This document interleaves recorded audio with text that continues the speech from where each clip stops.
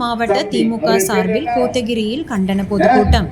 கோத்தகிரியில் ஒன்றிய நிதிநிலை அறிக்கையை தமிழ்நாடு தொடர்ந்து புறக்கணிக்கப்பட்டு வருவதை கண்டித்து தலைமை கழக அறிவிப்பின்படி நீலகிரி மாவட்ட திமுக சார்பில் கண்டன பொதுக்கூட்டம்.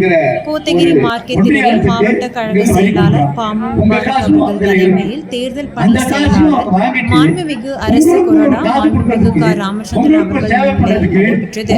கோத்தகிரி ஒன்றிய செயலாளர் நெல்லை கண்ணன் அனைவரையும் வரவேற்றார்.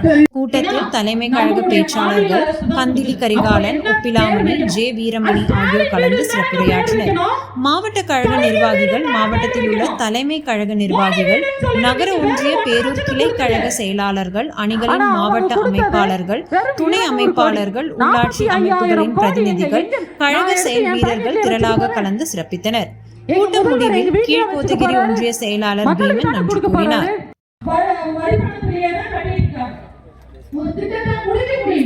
மத்திய அரசை எதிர்பார்த்து இங்க நம்மளுடைய தமிழ்நாடு மக்கள் வெள்ளத்துல மூழ்கிட்டு இருக்காங்க.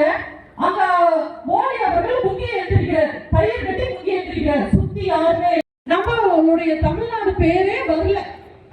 இத்தனைக்கும் பாத்தீங்க அப்படின்னா இந்தியா மாநிலங்கள் எல்லாத்துக்கும் சேர்த்து 14 லட்சம் கோடி.